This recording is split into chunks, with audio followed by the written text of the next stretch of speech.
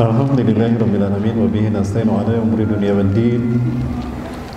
Wassalatu wassalamu ala ashrafil anbiya wal mursalin wa ala alihi wa ashabihi ajma'in wa man ittaba'ahum bi ihsanin ila yaumiddin. Masya Allahu kan wa ma lam yasha lam yakun wala haula wala quwwata illa billahil aliyyil azim. Sedang. Qala Allah Ta'ala fi kitabihil karim bi qawlihi yahtadil muhtadin. A'udzu billahi samil alim minasyaitonir rajim. Min hamzihi wa nafthihi wa nafsihi. Ya ayyuhalladzina amanu taqullaha haqqa tuqatih wa la tamutunna illa wa antum muslimun. Aw kama qala ta'ala fi ayatil ukhra wa tazawwadu fa inna khairaz zadi taqwa wattaquni ya ulil albab. Aw kama qala ta'ala fi ayatil ukhra wabtaghi fi ma ataka Allahu daral akhirah wa la tansa nasibaka minad dunya wa ahsin kama ahsana Allahu ilaik wa la tabghil fasada fil ard innallaha la yuhibbul mufsidin. Wa qala Rasulullah sallallahu alaihi wasallam wa huwa shadiqul wa'dil amin. I'mal lid dunyaka ka'annaka ta'ishu abadan wa'mal li akhiratika ka'annaka tamutu ghadan. Aw kama qala Rasulullah sallallahu alaihi wasallam fi haditsil ukhra 'ish fid dunya ka'abidis sabil. Aw kama qala Rasulullah sallallahu alaihi wasallam fi haditsil ukhra ad-dunya hulwatun khadirah wallahu mustakhlifukum fiha fattaqud dunya wattaqun nisa fa inna awwala fitnati bani israila kanat fin nisa. Al hadits kama qala sadaqallahu al-azim wa sadaqa rasulul karim wa nahnu ala dzalika minasyahidin. Ila hadratil kiram ar-rais liqayyimina hadzal masjid baitul muttaqin fi maskanah komplek Muara, wabazakumullah. Wa ila habibina al-kiram, wabazakumullah. Wa ila al-asatid wal asatidah al-mustakimina wal mustakimat li da'wati ila Allah khawala hadzal masjid. Wa ila asy-syabab wal fatayat al-mutaharrikina wal mutaharrikat wal hadirin wal hadirat al-muslimin wal muslimat wa haykum bi tahiyatil islam. Assalamualaikum warahmatullahi wabarakatuh.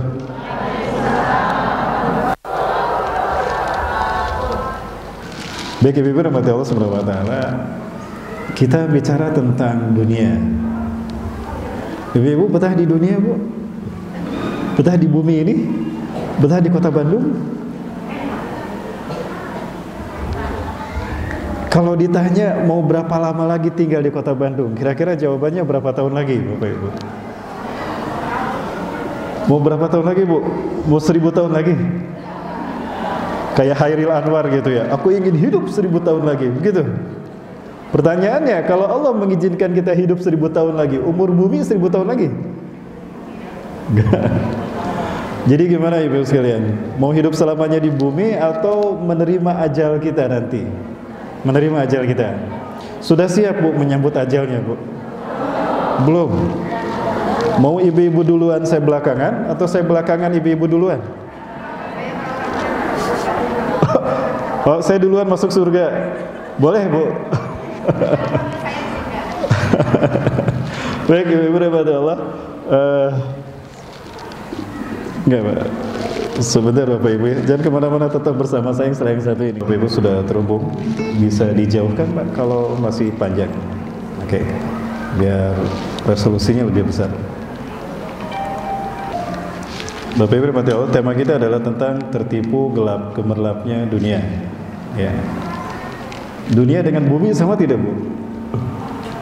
Dunia ini alam fana. Dunia di mana kita hidup hari ini, ada alam semesta kan. Nah, di dalam alam semesta ada yang namanya bumi. Tapi identik yang namanya dunia dengan bumi di mana kita hidup. Saya perlihatkan inilah bumi di mana kita hidup Bapak sekalian.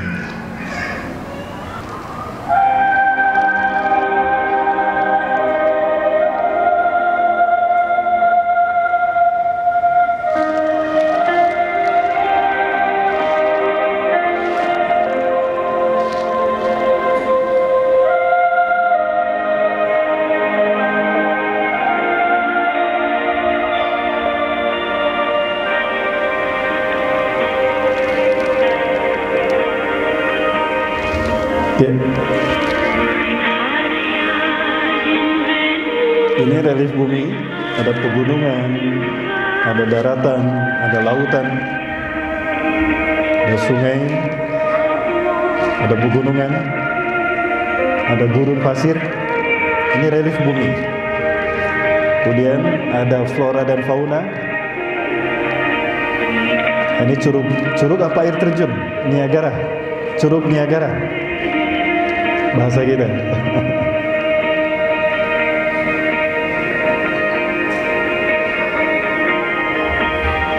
Ini satwa laut, ikan dolphin. Beginilah keindahan dunia atau keindahan bumi di mana kita hidup, dan inilah bagian dari dunia di mana kita berada saat ini.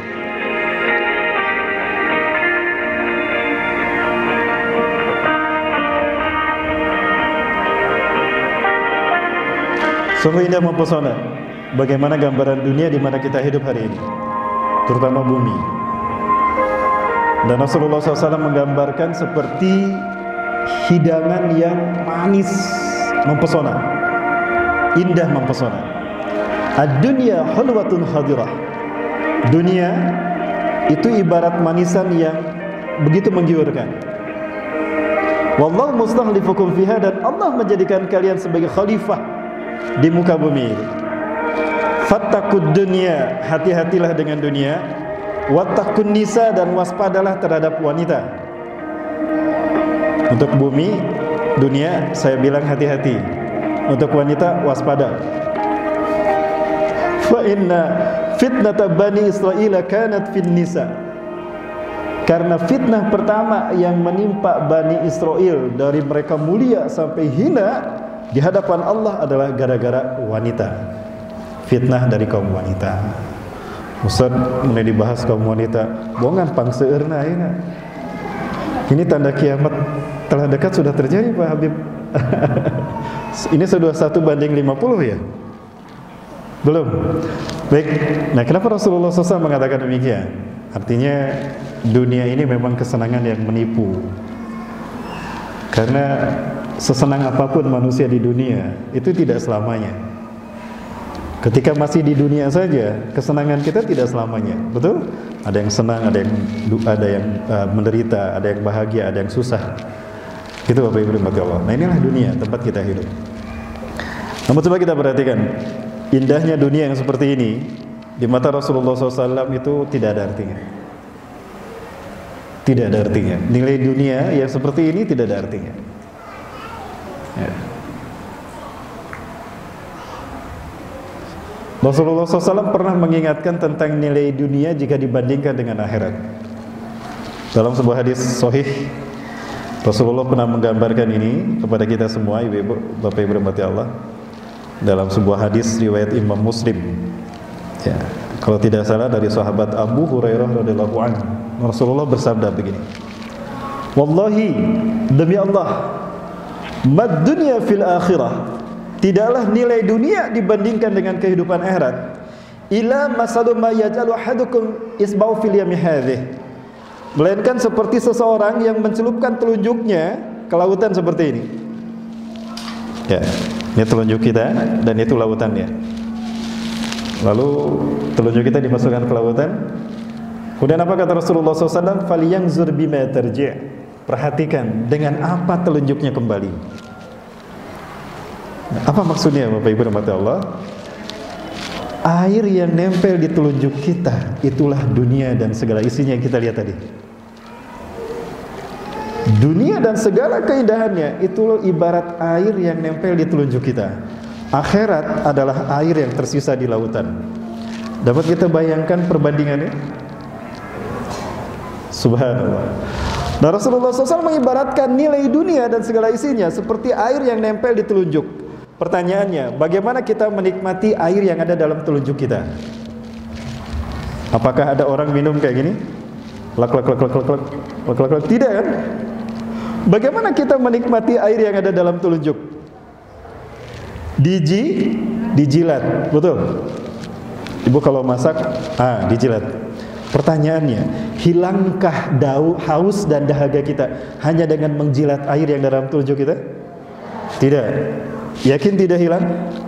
Itulah dunia. Tidak pernah membuat orang puas. Betul tidak?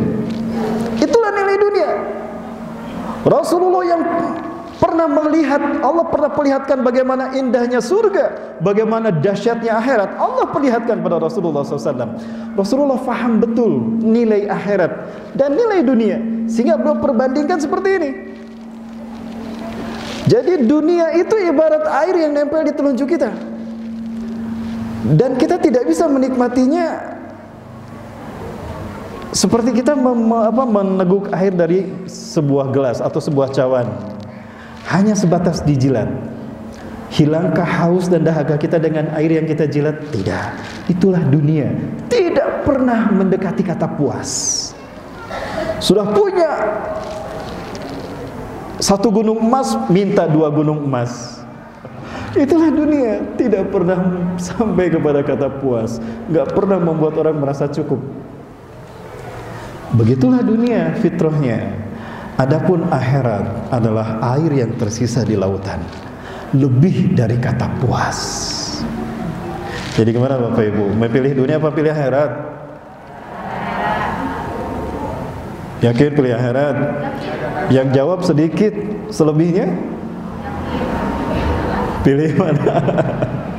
Baik, satu kisah lain Bapak Ibu, dan ini pernah saya sampaikan kalau tidak salah. Suatu hari Umar bin Khattab ingin berbagi suka dan ceria bersama Rasulullah SAW. Umar membawa makanan yang biasa disantap Rasulullah. Kalau kita mungkin ada tutuk oncom, cobek belut, karedok, mungkin itu ya, lotek. Di tangan kirinya ada minuman, ada bandrek, bajigur dan sebagainya. Nah, Umar ingin berbagi sukacita bersama Rasulullah SAW. Diketuklah pintu rumah Rasulullah SAW. Assalamualaikum ya Rasulullah. Ada jawaban. Wah, kemana nih Rasulullah?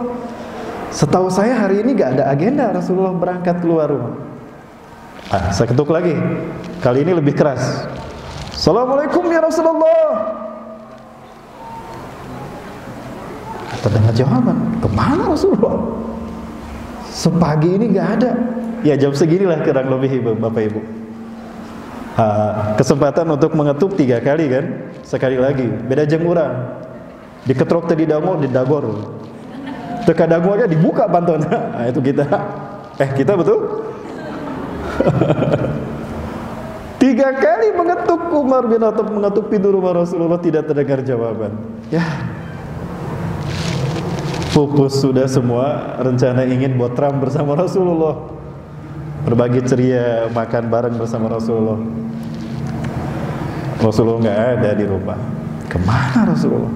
Bingung Umar. Duduklah Umar bin Khattab di depan pintu rumah Rasulullah SAW. Ketika Umar berpikir begitu, kemana kan dia mangkanin geus balanja itu. Geus areng karibungke. Rasulullah nggak ada. Kemudian tiba-tiba terdengar ada suara terompah dari dalam rumah Rasulullah. Ternyata Rasulullah ada. Senang Umar. Berdiri itu Umar bin Khattab di depan pintu rumah Rasulullah. Alhamdulillah, Rasul ayat botram jadi. Kemudian apa yang terjadi Bapak Ibu? Ketika pintu rumahnya dibuka, betul Rasulullah ada. Rasulullah membukakan pintu rumah beliau.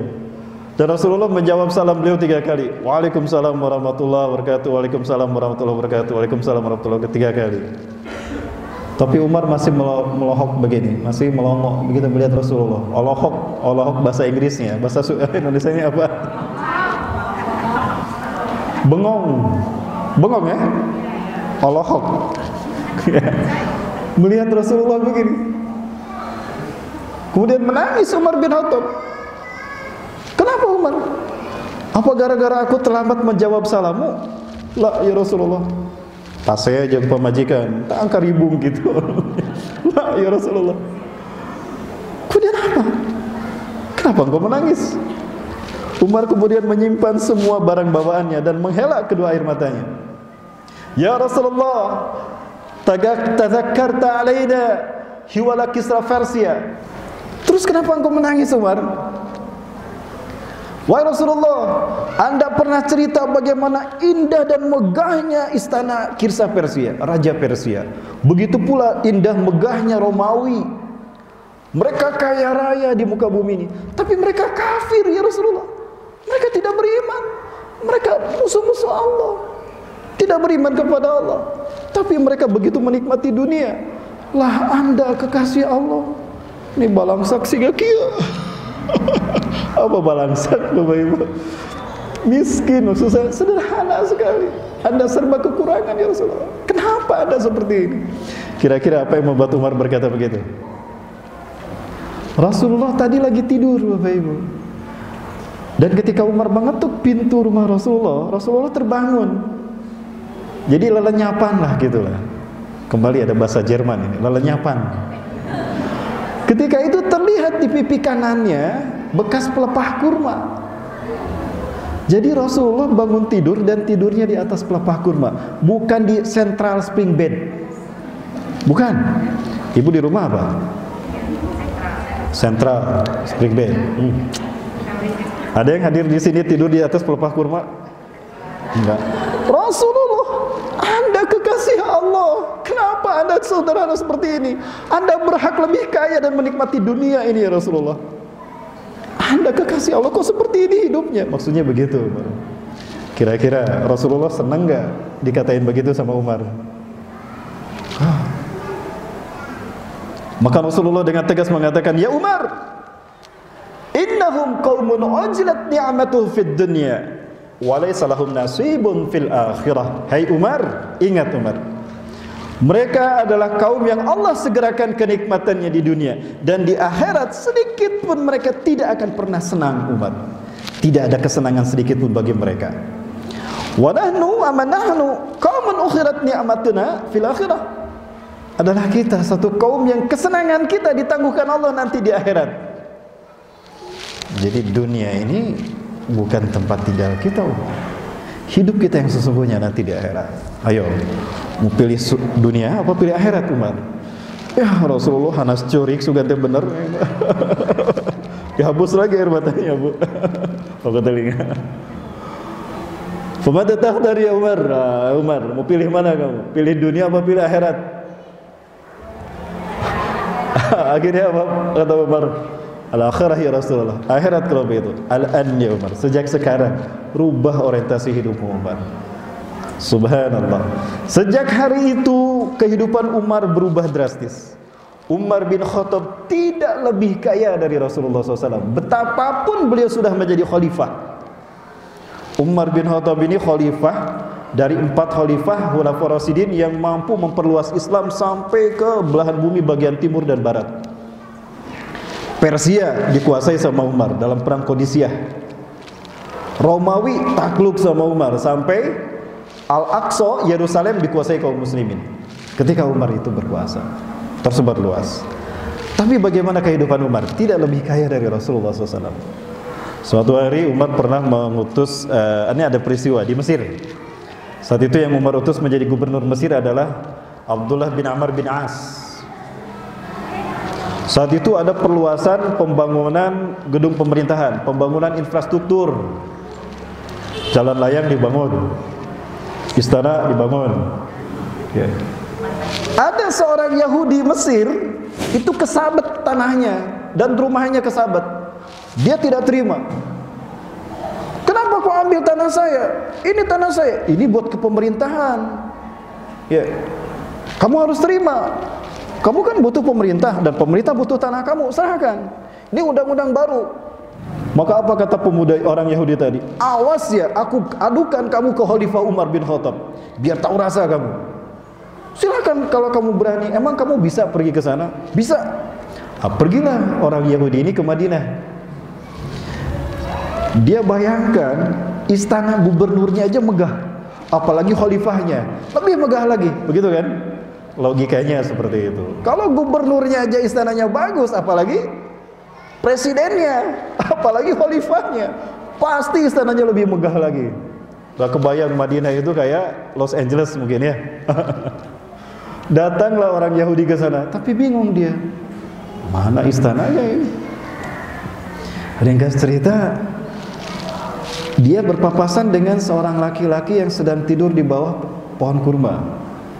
Tidurnya di atas pelepah kurma. Di sampingnya ada keledai tunggangan. Lalu sama ya Syekh, hal arafta aina makana Kisra Umar bin Khattab khalifatul Rasulillah, khalifatul muslimin. Barangkali Anda tahu Tuan di mana istananya Khalifah Umar bin Khattab. Anda siapa? Ana Fulan bin Fulan, saya dari Mesir. Saya punya hajat kepada Khalifah Umar bin Khattab. Oh baik, ittabi'uni saurafiquka ilaihi. Aku antar Anda kepada beliau. Mari. Berangkat.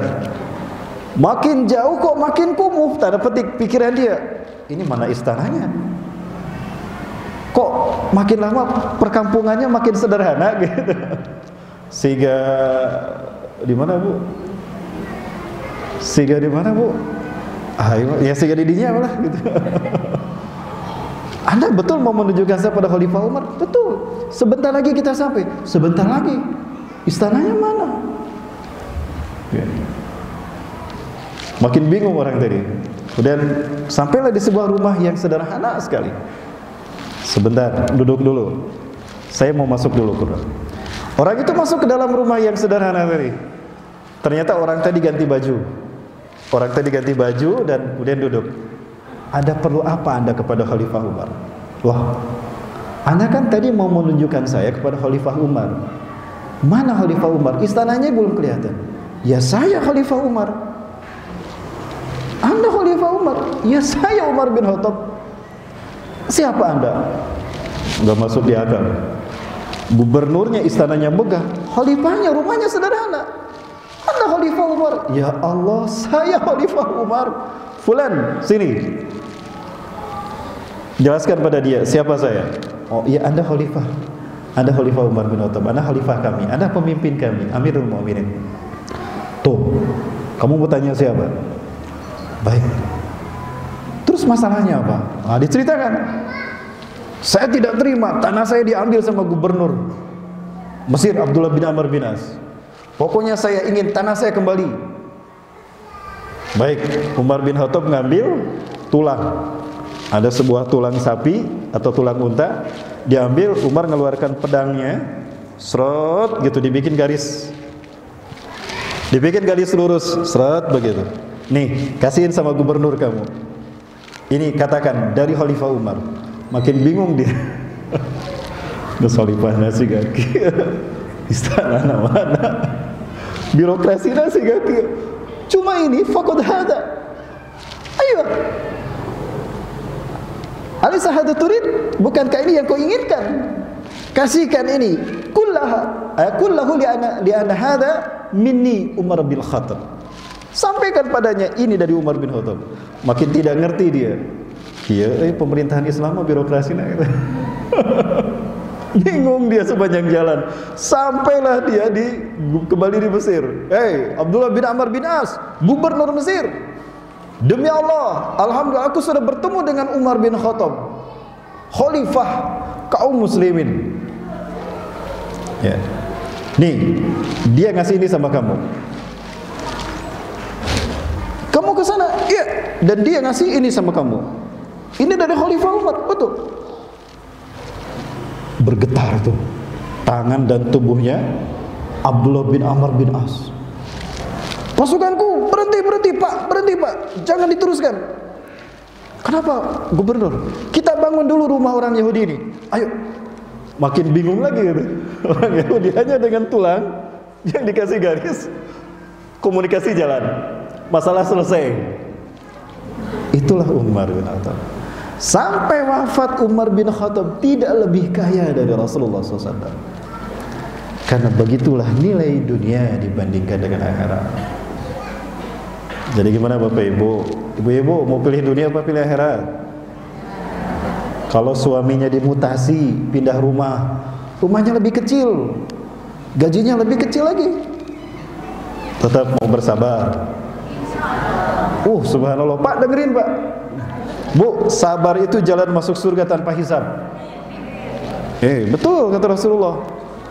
Ketika di padang mahsyar manusia digiring ribuan tahun, ada sekelompok orang yang selonong boy ingin masuk surga. Dicegat sama malaikat penjaga surga. Ingtahu, ila aina antum zahibun? Sebentar, mau kemana kalian pergi? Nahnu dzahibun ilal jannah. Kami ingin masuk surga. Kami ingin masuk ke surga kami. Fima kuntum. Kalian ini siapa? Tuh baca, dimohon antri, tidak boleh nyelek. Balik dikit itu. Diusir Bapak Ibu. La. Nahnu dzahibun ilal jannah. Nahnu narju jannatuna. Ya. Kami ingin surga kami. Kami ingin mencari surga kami. Fima kuntum, memang kalian siapa? Orang lain ribuan tahun ngantri dihisab, kalian selonong boy begitu saja. Balik lagi. La, ya malaikat Allah. Nahnu nurid jannatana.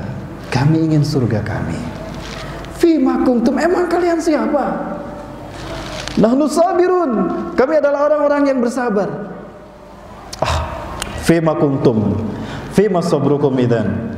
Enak aja ngomong. Sabar itu mudah diucapkan, tapi susah dilakukan, betul Bu? Emang sabar kalian seperti apa? Fima sabrukum idzan. Kalau gitu sabar kalian seperti apa? Apa jawaban mereka?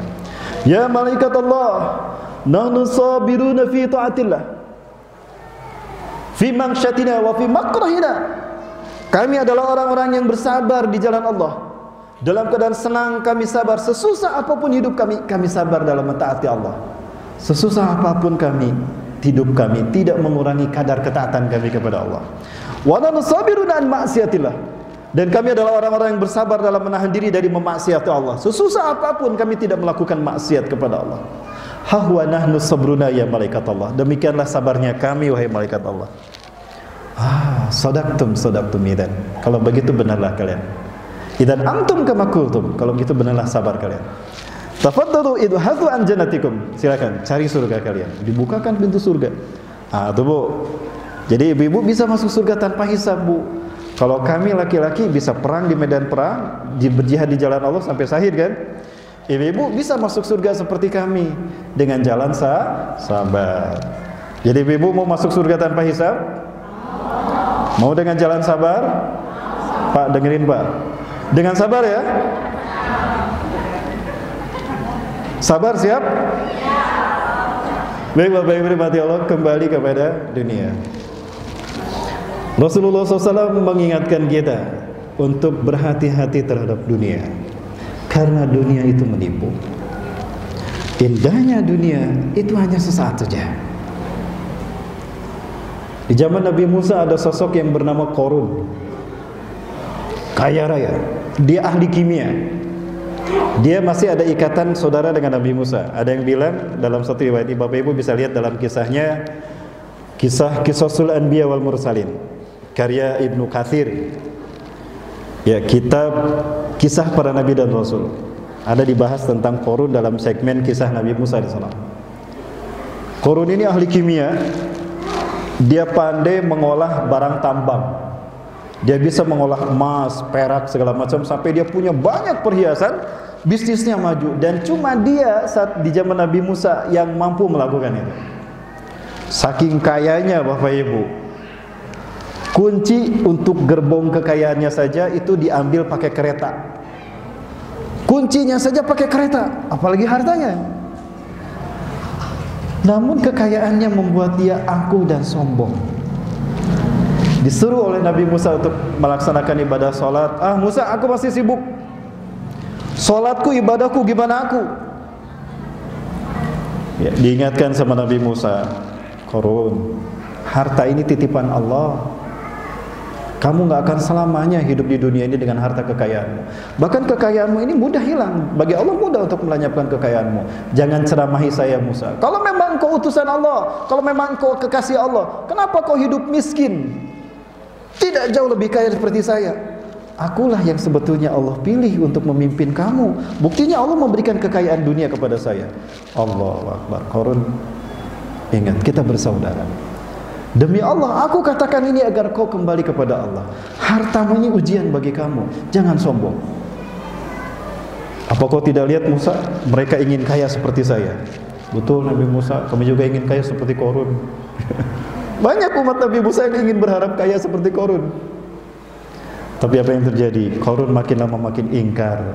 Bahkan pernah suatu saat Qarun ingin membinasakan Nabi Musa. Karena terus saja menasihati Nabi Musa itu kepada Qarun.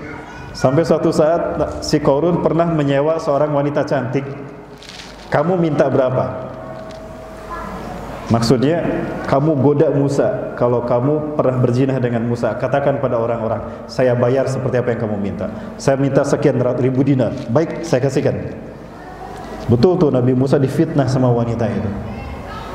Sampai orang-orang akhirnya mencibir Nabi Musa. Betul Musa, katanya kamu berzina dengan wanita ini.